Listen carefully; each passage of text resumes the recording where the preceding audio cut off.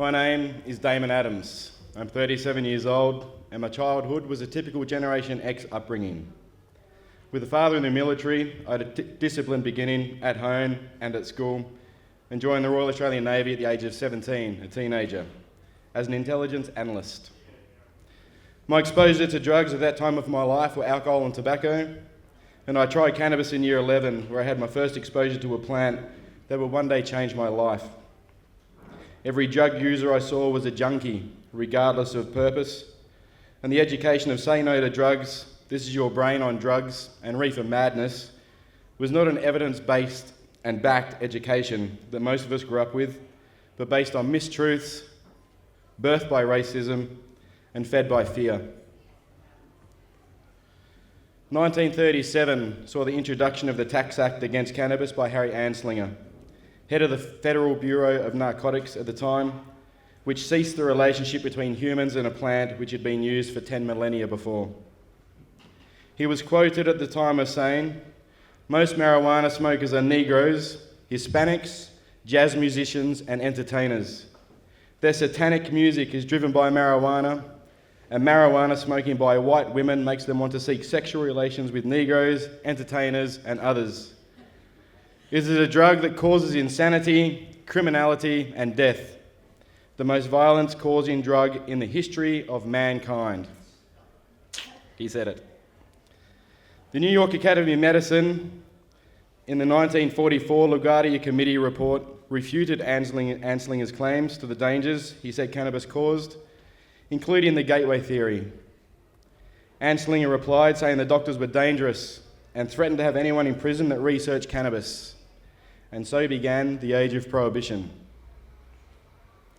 After 11 years in the Navy as an intelligence analyst, including active service in the Middle East as part of the International Coalition Against Terrorism, I rejected a promotion to a desk job in Canberra and discharged at my own request to pursue a family, and married soon after.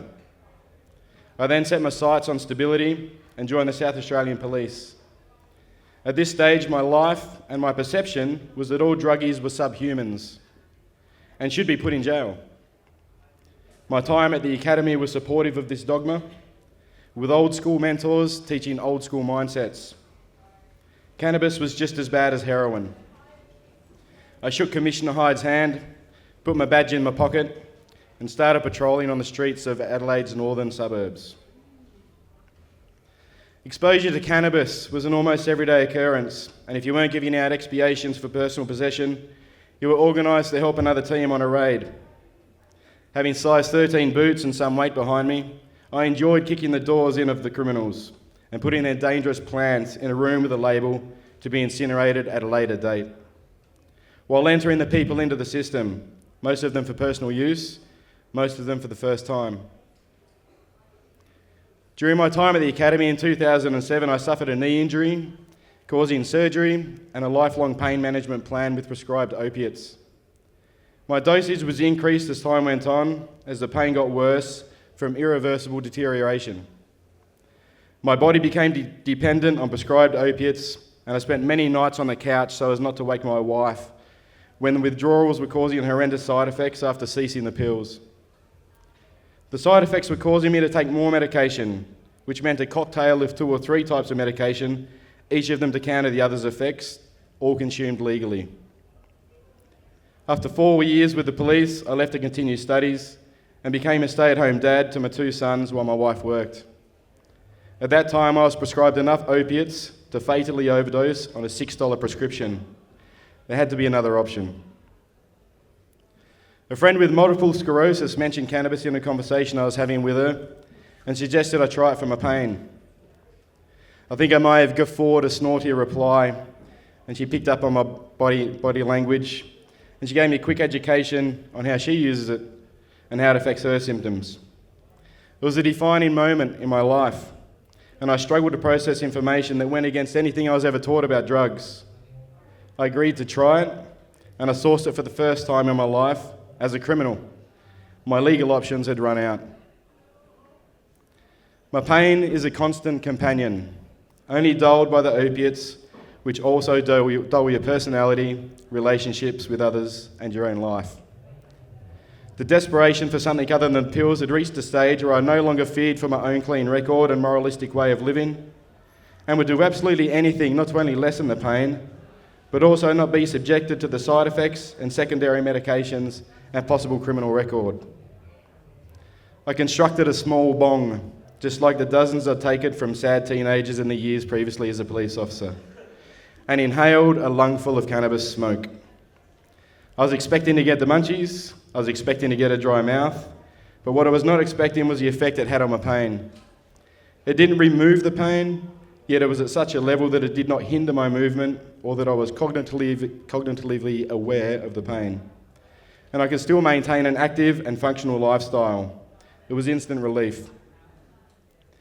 Not only was the pain being managed better than the opiates could, but other aspects of my life also improved, including my sleep, my own health, and personal relationships. I was still a criminal for treating myself illegally. I had two choices to treat my pain: buy a packet of prescribed opiates for $6, which gave more problems on top of my pain, or buy cannabis on the black market at black market prices and no quality control. The cannabis could do what the opiates never could, so it was a no-brainer for me. The quality of life was worth the risk. What I also risked was a lifetime of mateships with military and police colleagues when I came out as a cannabis advocate and started re-educating family and peers on evidence-based cannabis research. I was determined to find out why I was a criminal and why the plant was so stigmatised and prohibited. It didn't take long to realise my entire education I'd ever received about drugs or cannabis was completely untrue and not founded on evidence-based science. Research of cannabis studies led me to an awareness of a few truths I'd previously not known. Our own endocannabinoid system, its prevalence of receptors in our brain and immune system, and how it interacts with the cannabinoids produced not only by the cannabis plant, but also our own brain. They showed me our brains make a cannabinoid called anandamide, and breast milk contains 2-AG, a cannabinoid that gives babies a thrive function to feed, otherwise known as the munchies, and strengthening their developing immune systems through their CB2 receptors. If you see your dopey baby after being breastfed, they're not milk drunk, they're milk stoned. The non-toxicity of cannabis is widely evidenced, with 0 reported overdose deaths in 5,000 years of documented medical history. Smoking a natural plant flower gave me a better life than a man-made pill and would not kill me. The gateway drug myth was refuted by the Lugard Committee in 1944, and the schizophrenia theory was disproved by a Harvard study in 2013, with genetic predisposition for mental illness being a cause for mental illness, not cannabis. I started researching with different types and strains of cannabis, trying to find the best for treating my pain. Of the two main cannabinoids found in cannabis, THC and CBD, I found that THC was required along with CBD to give the best relief. I did not experience any negative side effects with cannabis that will require secondary medications, and my health is better than it has ever been. I'm in my second year of university, on my way to becoming a middle school science teacher, and have been the academic student representative in both years.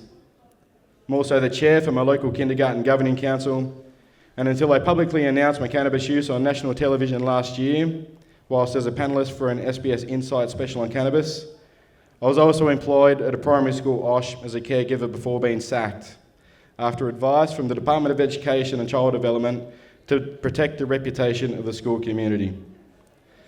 It was a great school, and my heart broke not being able to see the kids I built relationships with, and because I was judged for using an illegal drug in my own private life instead of taking debilitating but legal prescribed painkillers.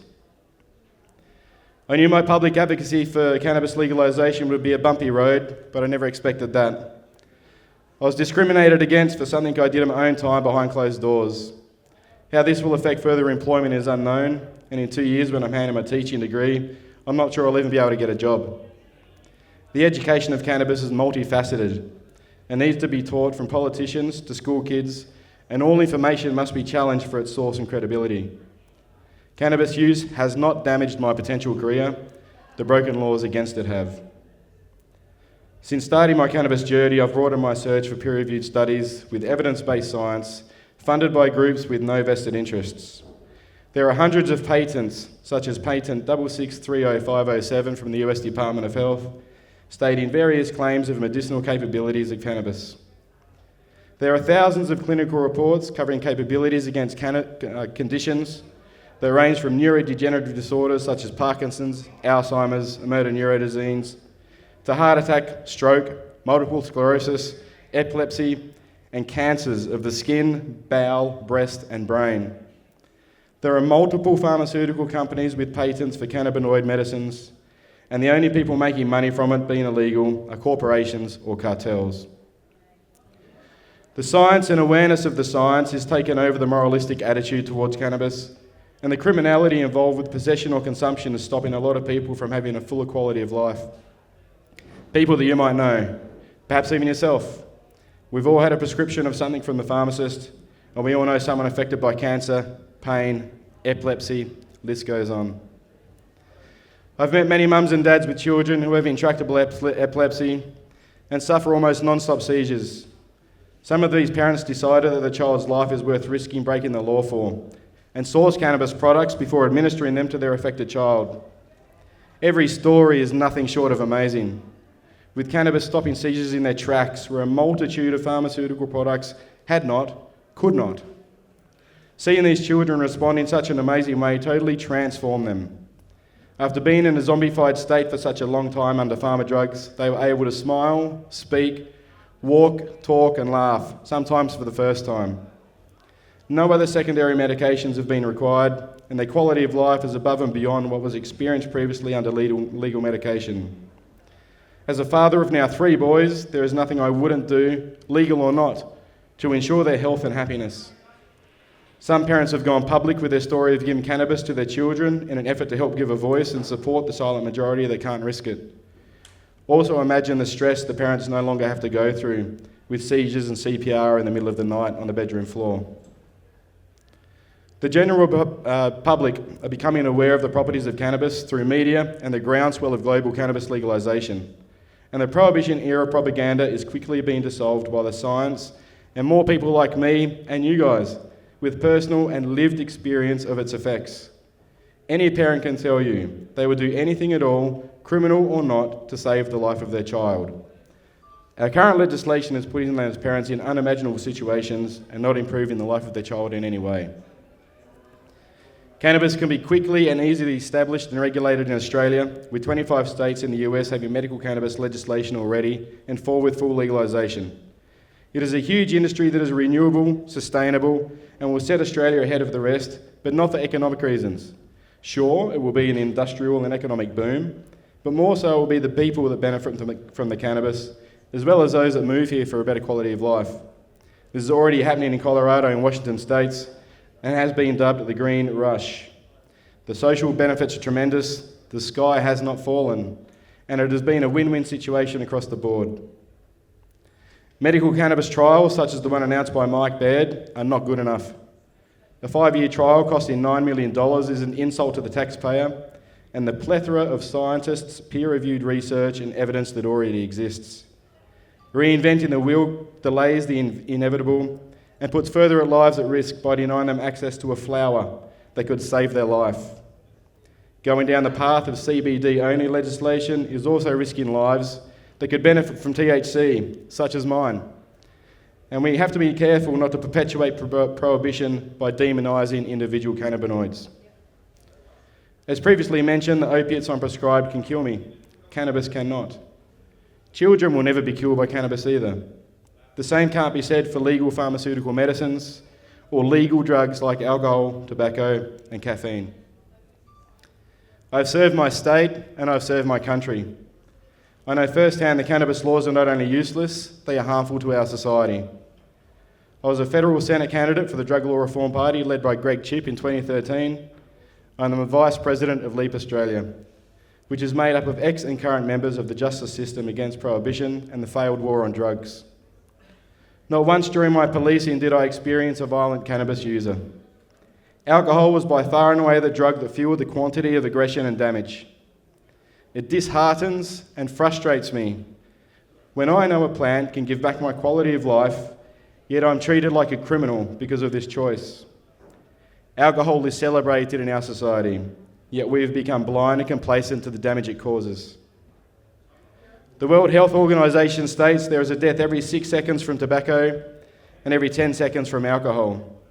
With the two most widely accepted drugs in the world causing the most amount of harm, it's absurd that cannabis, with its 0 recorded deaths, is still being enforced as illegal. In September of last year, a report was released from the Global Commission on Drug Policy, made up of former presidents, prime ministers, United Nations Secretary General and High Commissioners, among others. It recommended a legalised and regulated cannabis market, which focused on reduction of harm with a bonus of immense social, economic, health and justice benefits. Tony Abbott mentioned last year in a letter to Alan Jones, "I have no problem with the medical use of cannabis, just as I have no problem with the medical use of opiates." He also stated, "If a drug is needed for a valid medicinal purpose and is being administered safely, there should be no question of its legality. And if a drug that is proven to be safe abroad is needed here, it should be available." I spoke to Alan on his show about what Tony said, and neither of us knew why reform wasn't happening. How much longer do we have to wait for someone brave enough to stand up for what is right and do what is required to right the wrongs of the past? It's time we left the moralistic and ideological past and focused on the science of the present to have a profoundly positive effect on the future of our state, its parents, and our children. My name is Damon Adams. I'm a cannabis consumer, and what can I do for you? Thank you.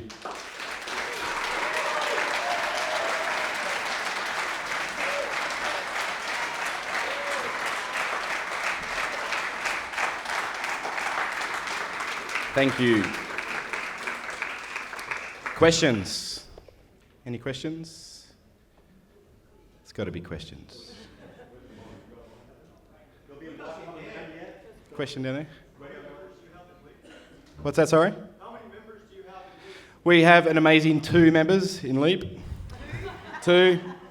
There's Paul Cubitt. He is a correctionals officer in the ACT, and myself. It's been very hard to get funding or seed funding from the main LEAP guys overseas and that sort of stuff, and it's always been a struggle, but we keep it alive and keep floating, and let's see how we go. Cheers. Yeah, mate? Are there other police who actually feel Many. But there's also other police that also have a pay packet to protect, a mortgage to pay, kids to protect, and unfortunately there's a lot of people that can't voice their own opinions because they need a job. And that's the end of the story, really. It's just they've got to protect their money or their honesty. So it's unfortunate, and like I said, it's disheartening to see that it happens, but I was there and I know what it was like, and it was like anyone else in these times, I guess. If you've got a mortgage to pay and that income's not there, then you do what you do and you get told to do what you got to do, and yes sir, no sir, 3 bags full sir. Go home and get pissed off at the world and go back to work the next day. Yeah. Now there's a mic coming around for questions, so yes, thank you. Please wait until you have the microphone before you start. Thank you. Hi, Damon. Hi, Will. How you doing? My question is, I'm really interested in what opportunities do you see for medical cannabis to be associated with broader drug law reform advocacy? Like, where are the opportunities and the limits, and what are the priorities right now, I suppose? Yeah, I think there's a bit of a war happening at the moment with in the political stage. I briefed a few senators and that sort of stuff a few weeks ago. Yesterday there were roundtable talks in SA that I pre-recorded for. There's a bit of a demonisation going on between medical and recreational cannabis. It's really hard to try to explain to people that our bodies don't discriminate or differentiate between a bag of medical cannabis or a bag of recreational cannabis. And if I have a joint this morning for pain for my leg and that's medical, and then after this speech I have a water and another joint and that's recreational, am I allowed to have one in the morning and not after my speech, or that sort of thing? So we've got to clear up the whole what are we fighting for? Is this about the kids and the people that need it, or are we going to start trying to like separate and demonise cannabinoids and that sort of thing? So we've got to be careful. We don't want to create another prohibition ourselves from what we're doing.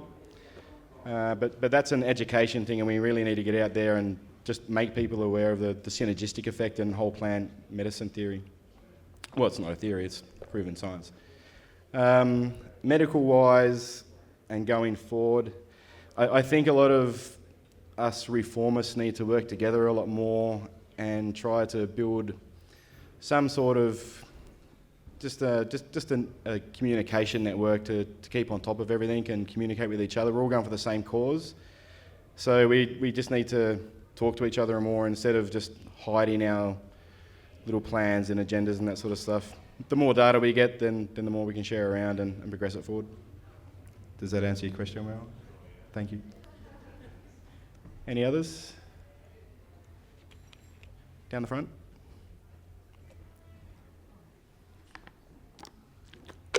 Sorry for the sweating, it's a bit bright up here. Have you ever heard of Dr. Emoto? He's Japanese. He passed away last year, I think.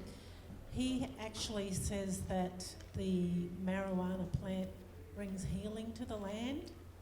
The vibrations of the plant bring healing. Have you heard of that? No, I haven't heard of the doctor himself, but your story does remind me about something I just found out. They had a old mining site around Siberia that got shut down for 30 years, and one of the first plants they found growing back inside the mine site was Cannabis ruderalis.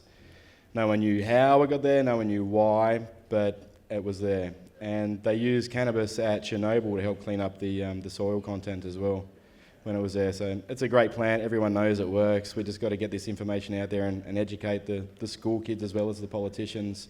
But we need to do that without being zealots, and it's a bit hard for me sometimes. I get passionate and angry about what I'm fighting for.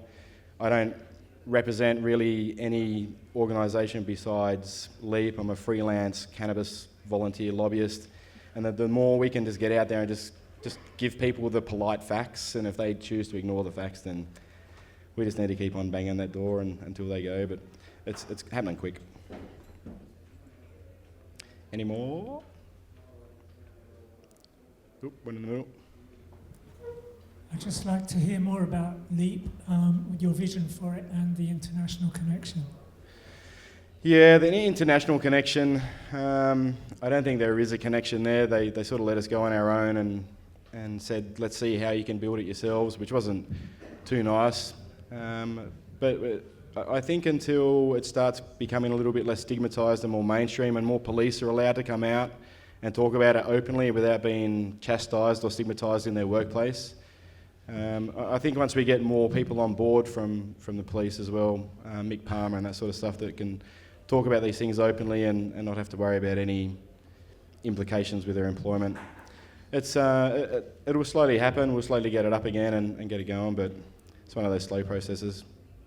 So if you know any ex-coppers or the guys down the road, get them to join up. Yeah, I had a chat with them, let them know I was doing the speech this morning, but they all said they were on shift work and needed sleep, and it's a hard life for the boys. I can't believe there's 9 cops in a town of 400 people. Can't believe it. That's crazy. Yeah, 99 this weekend. All right, that's it, guys. Any more questions? I'm done. Sweet, no worries. Cheers.